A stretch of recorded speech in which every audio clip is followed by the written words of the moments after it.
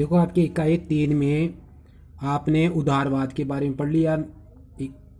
इकाई 3 में ही दूसरा लेसन आपके समाजवाद, ये राजनीतिक अवधारणाएं हैं।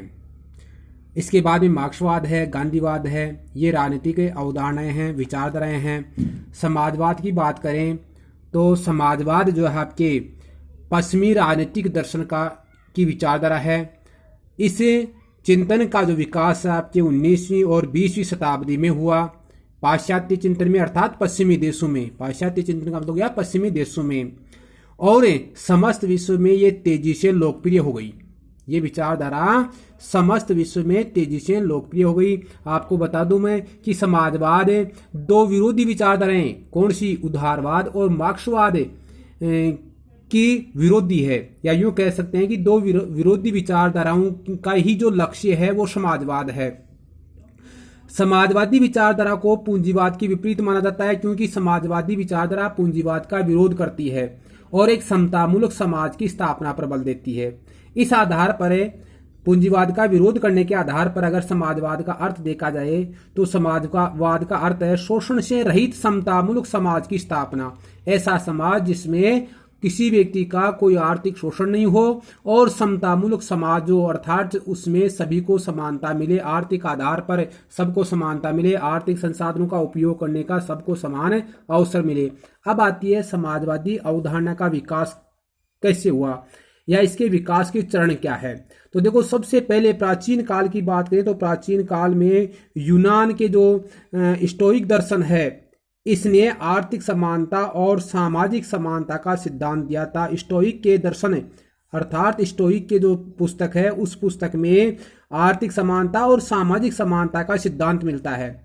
समाजवाद भी आर्थिक और सामाजिक समानता पर आधारित है।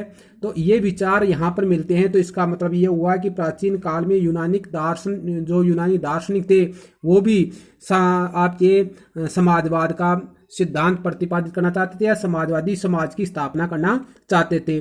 मध्यकाल की बात करें तो मध्यकाल में आपके थॉमस मूर ने अपनी कृति यानी अपनी पुस्तक यूटोपिया 1516 में ये जो है प्रकाशित हुई थी। इसमें एक आदर्श समाज की परिकल्पना की है। आदर्श समाज का मतलब ऐसा समाज जो शोषण रहित हो और सामाजिक न्याय पर आधारित हो, ऐसे समाज की इसने कल्पना की है। 17वीं शताब्दी की बात करें तो 17वीं शताब्दी में बेकन नामक राजनीतिक विचारक ने अपनी पुस्तक न्यू अटलांटिस में समाजवादी विचार दिए। इसने भी अपनी पुस्तक में कौन से विचार दिए, समाजवादी विचार दिए। अर्थात ये भी जो है आपके शोषण रहित और समतामूलक समाज की बात करता है। आगे चल करके देखें इन सभी विचारों के बाद में देखें तो देखो आपके 1789 में फ्रांस की क्रांति हुई थी और इस क्रांति को समाजवाद की दिशा में एक मील का पत्थर माना जाता है। मील का पत्थर यानी समाजवाद को बढ़ाने वाली, समाजवाद को मजबूती देने वाली माना जाता है। किसका आपके फ्रांस की क्रांति का जो मुख्य ध्येय था, मुख्य लक्ष्य था, वो था समानता, स्वतंत्रता और बंधुत्व। यानी सभी को समान माना जाए, सभी लोगों को स्वतंत्रता मिले और सब भाई भाई हो, सब में बंधुत्व पाई जाए, ऊंच नीच या भेदभाव नहीं होना चाहिए, वर्ग भेद नहीं होना चाहिए। फ्रांस में देखो आपके समाज 3 स्टेट्स में बटा हुआ था और इन 3 स्टेट्स में आपके तीसरा जो स्टेट्स था सामान्य वर्ग, उसकी जो आपके स्थिति दयनीय थी। इसलिए सामान्य वर्ग ने जो है क्रांति करके और ये 3 जो बातें हैं उनकी मांग की कि सबके साथ समानता का व्यवहार किया जाए, सबको समानता दी जाए, सबको स्वतंत्रता मिले और सबको भाईचारे की भावना से देखा जाए। आगे चल कर 19वीं शताब्दी में आपके संत साइमन है, चार्ल्स फूरियर है, रॉबर्ट ओवन है, ये ऐसे विचारक हुए जिन्होंने समाजवाद की विचारधारा को आगे बढ़ाने का कार्य किया।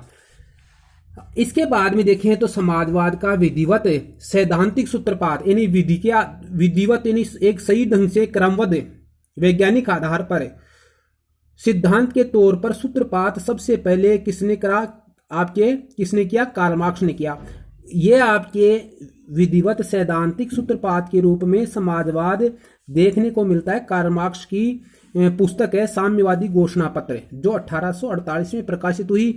इसमें जो है आपके कार्ल मार्क्स ने जो आपके वैज्ञानिक समाजवाद की परिकल्पना की, वैज्ञानिक समाजवाद प्रस्तुत किया और वैज्ञानिक समाजवाद का जनक कार्ल मार्क्स को ही माना जाता है। अब आती है बात कि समाजवादी विचारों का जो आपके विकास पश्चिमी देशों में या पाश्चात्य दर्शन में क्यों हुआ। तो देखो आपकी औद्योगिक क्रांति ने साम्यवादी क्रांति को जन्म संभव बनाया।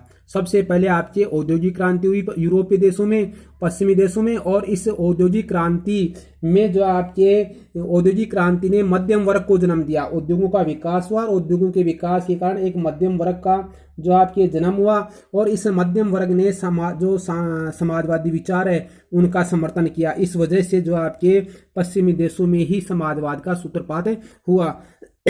सबसे पहले देखो आपकी औद्योगिक क्रांति इंग्लैंड में हुई थी। औद्योगिक क्रांति इंग्लैंड में होने से समाजवादी विचार भी इंग्लैंड में ही आए, और इसीलिए इंग्लैंड को समाजवादी विचारधारा का घर कहा जाता है। तो देखो समाजवादी विचारधारा घर किसे कहा जाता है? इंग्लैंड को कहा जाता है।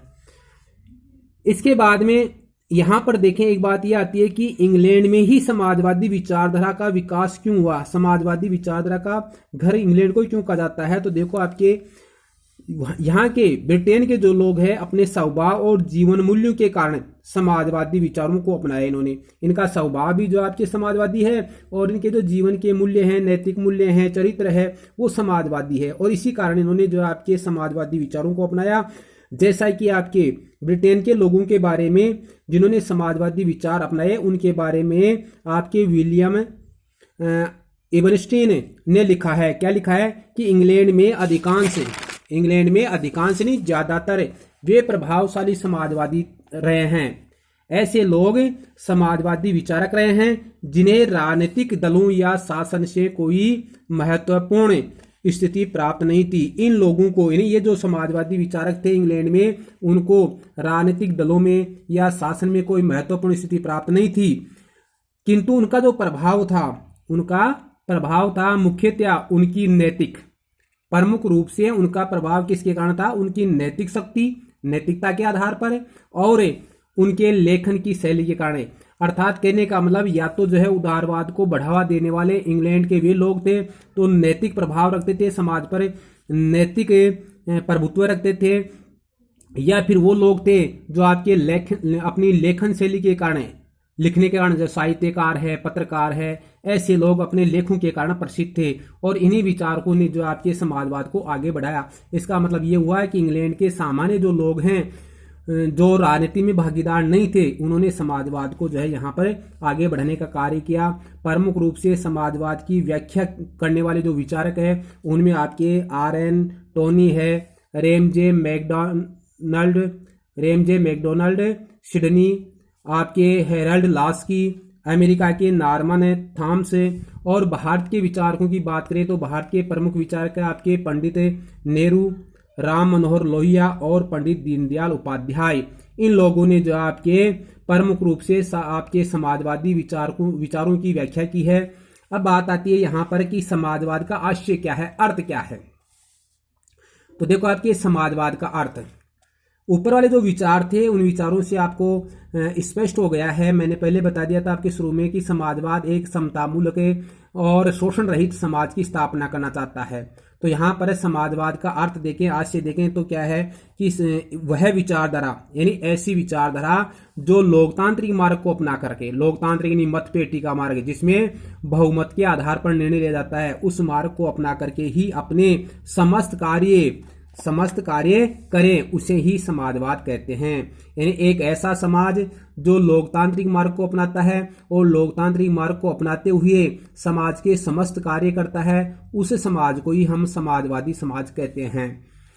विशेष रूप से देखें तो समाजवाद का अर्थ है शोषण से रहित, समतामूलक, यानी जिसमें शोषण नहीं हो किसी प्रकार का, और सबको समानता का दर्जा दिया जाए। आर्थिक आधार पर, सामाजिक आधार पर, सभी आधारों पर जो है समानता का दर्जा मिले, ऐसे समाज और समाज या राज्य की स्थापना करना ही क्या कहलाता है? आपके समाजवाद कहलाता है। समाजवाद की प्रमुख जो आपके परिभाषाएं हैं वो आपके यहाँ पर है। सबसे पहले पंडित जवाहरलाल नेहरू की। पंडित जवाहरलाल नेहरू ने समाजवाद को परिभाषित करते हुए लिखा है कि राजनीतिक और आर्थिक शक्तियों का विकेंद्रीकरण का मतलब है शक्तियों का बंटवारा, विभिन्न स्तरों पर शक्तियों का बंटवारा कर दिया जाए तो विकेंद्रीकरण कहलाता है। राजनीतिक यानी शासन की शक्तियां, आर्थिक यानी उत्पादन के साधनों की शक्तियां, उत्पादन और वितरण के साधनों, है ना। इनको आप आर्थिक शक्तियों में लेते हैं। तो इनका विकेंद्रीकरण यानी विभिन्न स्तरों में बांटना। तो राजनीतिक और आर्थिक शक्तियों का विकेंद्रीकरण तथा जन सहमति के तरीकों से, ये विकेंद्रीकरण कैसे होना चाहिए? जन सहमति के तरीकों से होना चाहिए, न कि बल द्वारा स्थापित की जाने वाली न्यायपूर्ण समाज, न्यायपूर्ण व्यवस्था को ही लोकतांत्रिक समाजवाद कहते हैं।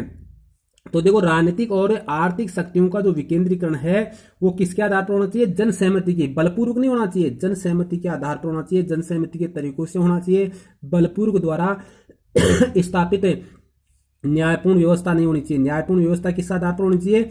जन सहमति के आधार पर होनी चाहिए। तो ऐसी व्यवस्था को ही लोकतांत्रिक समाजवाद कहते हैं। ये परिभाषा दी आपके पंडित जवाहरलाल नेहरू के अनुसार है। फिर आपके बर्नार्ड शो के अनुसार, बर्नार्ड शो ने लिखा है कि समाजवाद का अभिप्राय संपत्ति के सभी आधारभूत साधनों पर नियंत्रण से है, कि संपत्ति के जो भी आधारभूत साधन है, उद्योग है, आपके भूमि है ना, ऐसे जो भी साधन है, इन साधनों पर क्या होना चाहिए? नियंत्रण होना चाहिए। किसका? शासन का, सरकार का या जनता का।